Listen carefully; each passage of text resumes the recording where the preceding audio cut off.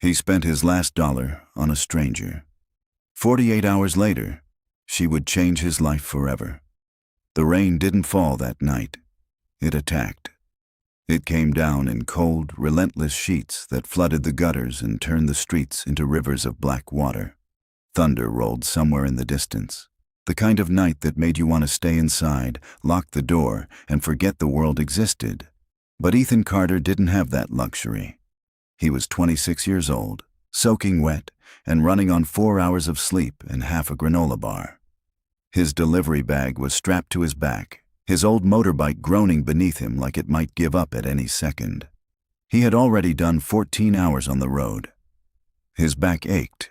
His hands were numb inside his worn gloves. And somewhere in the back of his mind, the number kept repeating. $11.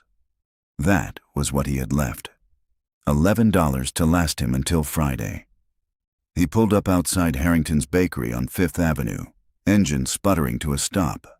The warm glow from inside spilled onto the wet pavement like a painting. The smell of fresh bread drifted through the rain. He was just going to drop off the package and go. That was the plan. Then he saw her. She was sitting just to the side of the entrance, pressed against the wall of the building, trying to use the narrow overhang to escape the rain. An old woman, maybe 70 or more, wrapped in a torn gray coat that looked like it hadn't been washed in months. Her white hair was plastered to her face. She was trembling, not slightly, but visibly, her small frame shaking with each gust of cold wind. Customers walked in and out of the bakery. Some glanced at her. Most looked away. One man in an expensive suit actually clicked his tongue and muttered loud enough to be heard over the rain. "People like her are ruining this city," before stepping around her like she was a crack in the pavement. The old woman didn't respond. She simply lowered her eyes. Something about that broke Ethan open. He stood there for a moment, rain dripping off his helmet, looking at her. Then he looked down at his phone. $11. He did the math quickly. He needed 5 for transport tomorrow. That left 6. Maybe enough for a small meal for himself if he was careful. He walked into the bakery anyway. 7 minutes later, he came back out with a paper bag containing a small loaf of fresh bread, still warm, and a large cup of hot coffee. He crouched down in front of the old woman and held them out. She looked up slowly, and her eyes, deep gray, sharp as glass, nothing like what you'd expect from someone in her condition, met his. "Here," Ethan said simply. "It's cold." The old woman stared at him for a long moment, like she was trying to decide if he was real. Then she reached out with trembling hands and accepted the bag. And something happened to her face. The tightness softened. Her chin trembled for a different reason now. "Thank you," she whispered. Her voice was clear, quiet, educated. It didn't match the torn coat or the cracked shoes or the wet pavement she was sitting on. "Young man, kindness has a way of finding its way home." Ethan smiled, gave a small nod, and got back on his bike. He rode away not knowing her name, not knowing anything about her. He certainly didn't know that she had a name, a history, and a secret that would bring an entire corporation to its knees. He had no idea that in less than 48 hours, he would be standing in a room full of the most powerful people in America, and every single one of them would be standing up because of her. Before we dive deeper, let us know in the comments where you're watching from. We'd love to hear from you. And if you're new here, click the subscribe button right now so you never miss any of our upcoming stories. To understand what happened next, you need to understand who Ethan Carter was. Not just the delivery boy on a beaten-up motorbike. The real Ethan. He grew up in Clarkdale, a neighborhood most people only ever drove through.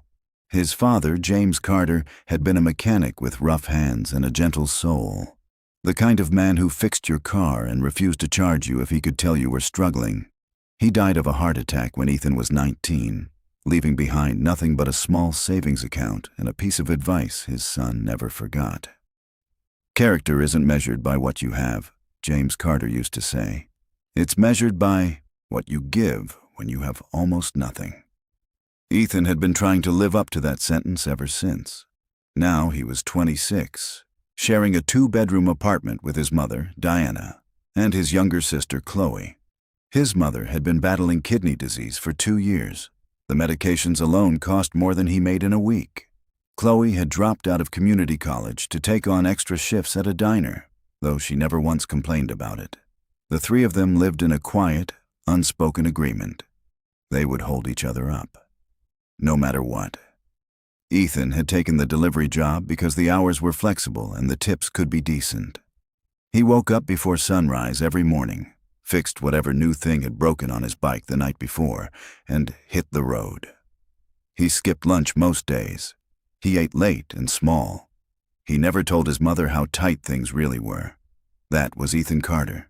Not a hero, not someone special, just a young man trying to carry something too heavy for one person without letting anyone see the strain. And then there was the woman he'd bought bread for. Her name was Margaret Whitmore. She was 74 years old, and if you had told anyone who knew her real life that she was sleeping rough in downtown Manhattan, they would have assumed you were either lying or had lost your mind. Because Margaret Whitmore was not a homeless woman. She was the co-founder and majority shareholder of Whitmore Global Industries, a multinational corporation with operations in 17 countries and annual revenues that crossed $4 billion. She had built it from scratch alongside her late husband Harold. Over 40 years of relentless work, sacrifice, and vision. She had sat in boardrooms with presidents and prime ministers. She had been on the cover of Forbes. She had a home in Connecticut that had 12 bedrooms and a garden that looked like a small national park. But you would never have known any of that from looking at her on that pavement. For the past 6 months, Margaret Whitmore had been living deliberately on the streets of New York City. The people who walked past her, the businessmen who had called her a blight on the city, the women who had pulled their bags closer, the man who had stepped around her like she wasn't there.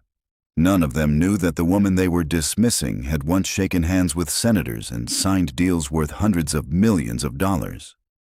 Ethan had noticed something different about her from the first time he'd stopped outside that bakery and seen her sitting there 3 weeks earlier. The first thing that struck him was her posture. Even wrapped in a ragged coat, her back was straight. She didn't hunch. She didn't shrink. She sat like a woman who had once sat at the head of a very long table. The second time he passed her, she had been reading. A battered paperback, held carefully in both hands. He'd caught the title as he slowed for a red light. Middlemarch by George Eliot. Not exactly typical street reading. The third time she had quietly corrected a rude teenager who had mocked her, doing so with such calm, precise language that the teenager had actually apologized and walked away looking confused about what had just happened. Ethan had started looking out for her, saying hello when he passed. Once, on a warmer day, he'd stopped and they'd talked for 15 minutes about nothing in particular.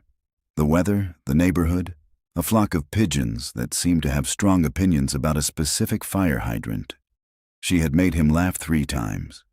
And when he rode away, he'd realized he hadn't thought about his bills or his mother's medication or the crack in his bike's exhaust for those 15 minutes. That was something. There was one detail he noticed that he couldn't explain. Among everything Margaret wore and carried, all of it worn and faded and broken, there was an exception. On her right hand, she wore a ring. Antique, clearly. A deep green stone set in gold that looked like it had been made by someone who cared deeply about precision. He had asked her once, gently, if she'd ever considered selling it, when things got hard. She had looked at the ring for a long moment, then looked at him with those steady gray eyes. Some things, she'd said quietly, are not for sale. He never brought it up again. What Ethan didn't know was that the ring had been given to Margaret by Harold on the day they signed the incorporation, papers for Whitmore Global Industries. The day they decided to build something that would outlast them both. He also didn't know what had driven her to the streets. There had been flashbacks, in those weeks before everything changed. Moments that came to Margaret in the quiet of early morning while the city was still waking up. A mansion lit up for Christmas, her granddaughter running through a hallway, Harold's laugh echoing off high ceilings. Then later, a conference table, raised voices. A document slid across the polished wood toward her with a pen already uncapped. And a voice, her own son's voice, saying something she had never expected to hear from him. "If you won't cooperate, Mother, we'll find another way forward, with or without you." She had not signed the document. She had not said a word. She had simply stood, smoothed her jacket, and walked out. And she had kept walking until she decided it was time to find out what was real. But none of that had surfaced yet. Not for Ethan. Not for anyone outside that family. It was a Tuesday evening, 3 weeks after the night with the bread and the coffee, when Ethan noticed that Margaret was not in her usual spot. He told himself it was nothing. People moved around. Maybe she'd found somewhere warmer. He completed his next 2 deliveries, but the thought kept snagging at the edge of his mind. The rain earlier that evening had been bad. The temperature had dropped suddenly. She hadn't looked well the last time he'd seen her. He went back. He circled the block twice. Then he checked the narrow alley that ran behind the bakery, where he'd once seen her waiting out a thunderstorm against the far wall. He found her there, on the ground. Barely conscious, her breathing shallow, her skin cold to the touch. Hey, look at me," he said, crouching beside her, his voice sharp but steady. "Margaret, can you hear me?" Her eyes opened slightly. Her lips moved, but the sound was barely there. Ethan already had his phone out. He called emergency services, gave the address clearly and quickly, and then stayed exactly where he was. He took off his jacket and draped it over her. He held her hand. He kept talking to her. Nothing important, just his voice, steady and present, making sure she knew she wasn't alone. When the ambulance arrived, he rode behind it to the hospital. The night got complicated quickly. Margaret had no identification, no phone, no name the staff could verify. The hospital treated her as an unidentified patient, which meant slower processing, fewer resources automatically allocated, more waiting. Ethan explained what he knew, which wasn't much, and then simply sat in the waiting area and refused to leave. His manager called at 9:15, then at 9:40, then at 10. By the third call, the message was delivered bluntly. If Ethan wasn't back on the road in 30 minutes, he shouldn't bother coming in at all. He sat in that waiting room and watched the clock pass 10, then 11. At 11:30, a nurse came out and told him that the woman had been stabilized. Hypothermia and dehydration. She would need rest and monitoring. She was asking for the young man who'd brought her in. Ethan exhaled for what felt like the first time in hours. He went in. Margaret was propped up slightly, color beginning to return to her face, still wearing the hospital gown they'd put her in. Her gray eyes found him immediately. "You stayed," she said. "Of course," he said. She was quiet for a moment. Then, "You lost your job. I'll find another one." "Ethan." His name in her mouth sounded different somehow, more deliberate. "Why?" He thought about it seriously, the way she seemed to require. "Because you were alone," he said. "And nobody should have to be alone in a moment like that." Margaret closed her eyes. Her hand, resting on top of the blanket, tightened briefly. Just once. The next morning changed everything. Ethan arrived back at the hospital at 7:30 with a coffee from the cart outside and a cheese Danish he couldn't really afford. He was heading toward the elevator when he noticed the vehicles. 3 black SUVs, all identical, all parked in the drop-off zone with their hazard lights on. Men in dark clothing stood near the entrance, earpieces visible. Inside the lobby, 2 more. Near the reception desk, a man in a charcoal suit was speaking quickly to the head nurse, who was nodding with an expression Ethan had never seen on a hospital employee before. It was deference, pure, unambiguous deference. Ethan stood still near the elevator and watched. The man in the charcoal suit turned and walked toward Margaret's room. He was tall, early 50s, with the kind of face that was used to controlling rooms. He moved like someone who had never once in his life been made to wait. Then, just before reaching the door, he stopped, pressed a hand flat against the frame. Ethan watched the man's shoulders rise and fall with a slow breath. Then he went inside. Ethan followed at a distance and stopped in the hallway, close enough to hear through the partially open door. What he heard was a man's voice, strong, confident, the kind of voice that gave press conferences, breaking completely. "Mother," a pause. "Mother, we've been looking for you for 6 months." Ethan felt the words land in his chest like something dropped from a height. Then Margaret's voice, quieter but entirely steady. "I know you have, Richard. Why didn't you contact anyone? Do you have any idea what we thought? The voice cracked. "I thought you were dead." "I needed to know something," Margaret said, "and I needed to find it out for myself." A long silence. "Was it worth it?" Richard asked. His voice was stripped down now. No press conference in it at all. Margaret didn't answer immediately. And in that pause, Ethan quietly stepped back, because he understood that whatever was happening in that room was not meant for him. He went and sat on a bench at the end of the hall. He opened his coffee. He ate his cheese Danish. And he tried to put together the pieces of what he had just heard. The man was her son. The man who had appeared with 3 SUVs and security personnel and sent hospital staff scrambling. That was her son. Which meant...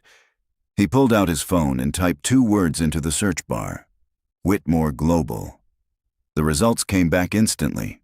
The company's website, a Forbes profile, a Wall Street Journal article, a Wikipedia entry.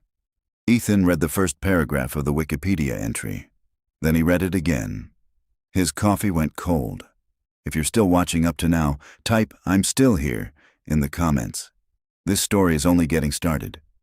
Richard Whitmore found Ethan 20 minutes later, still sitting on the bench at the end of the hall, his cold coffee in his hand and his phone face down on his knee. The CEO of Whitmore Global Industries stood in front of him and said, "You're the one who brought her in." "Yeah," Ethan said. Richard looked at him for a moment. Up close, the resemblance to Margaret was visible. The same gray eyes, the same straight posture, the same quality of attention when they looked at you. He extended his hand. "Richard Whitmore," he said. Ethan shook it. "Ethan Carter." "She's asking for you," Richard said. "I know," Ethan said. "She told me last night." Richard nodded slowly. He seemed to be measuring something. Then he sat down on the other end of the bench, which was the last thing Ethan expected him to do. "How long have you known her?" Richard asked. "About a month, I think. I used to pass her on my route. And you bought her food." "A few times, yeah." Another pause. Richard's jaw moved slightly. He was working through something. "She was right there," he said, and there was a kind of quiet devastation in the words. "Right there, every day, and we—" He stopped. "She didn't want to be found," Ethan said carefully.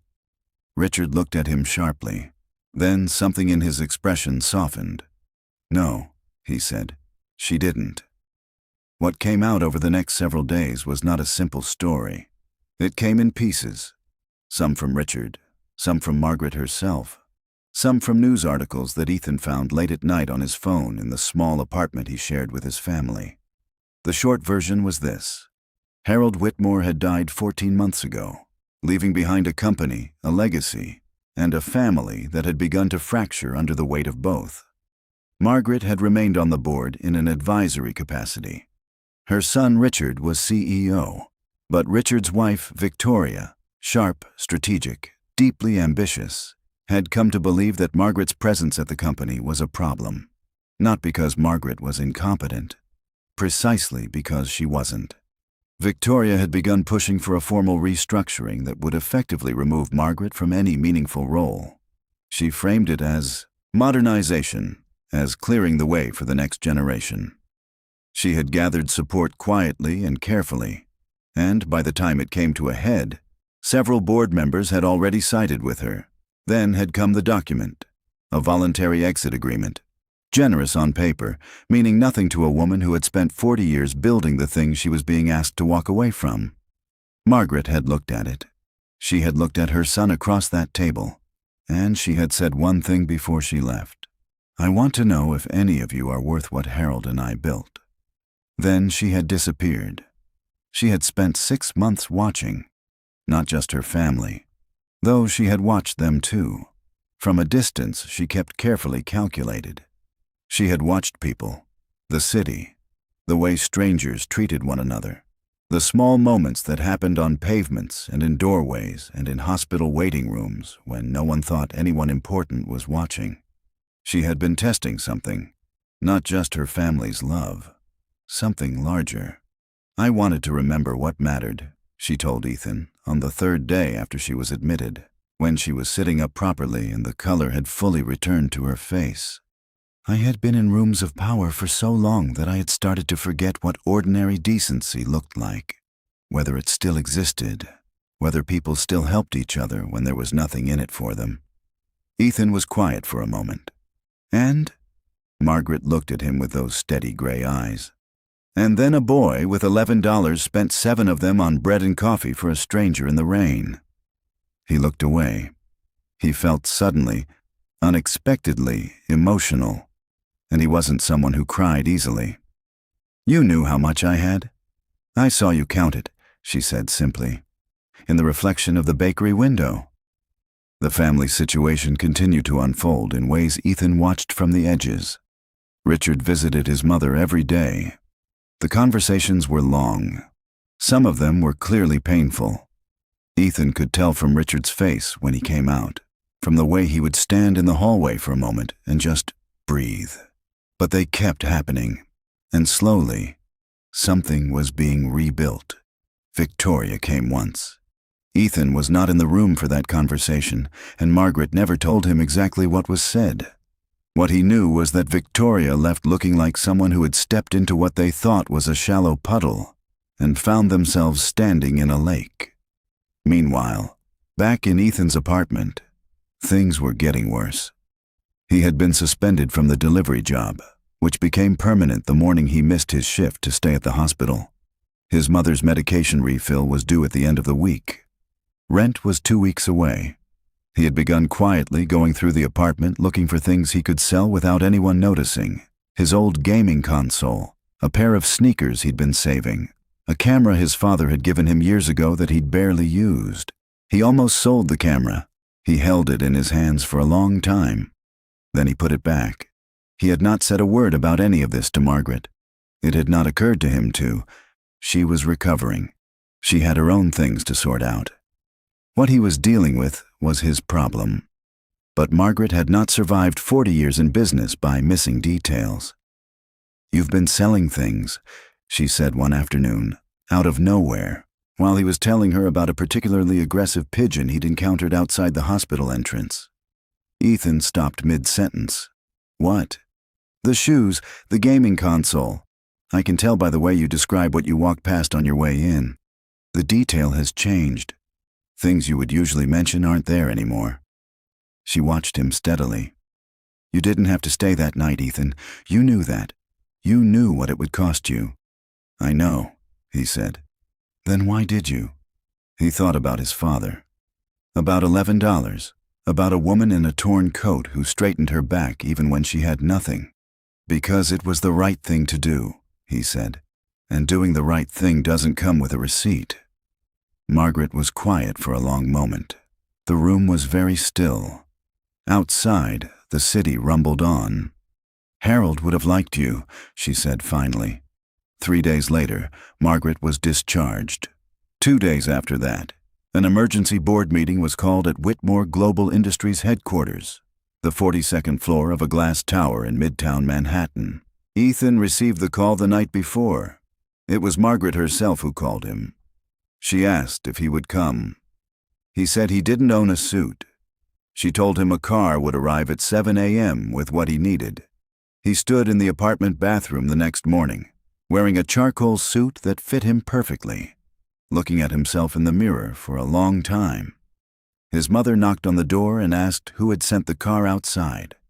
He kissed her on the cheek and told her he would explain everything later. The boardroom on the 42nd floor had floor-to-ceiling windows overlooking the entire city. The table was long, polished to a mirror shine, and surrounded by people in expensive clothes who had the particular quality of stillness that came from being very comfortable with power. They watched Ethan enter with Margaret with expressions that ranged from confusion to poorly concealed irritation. Margaret took her seat at the head of the table as if she had never left.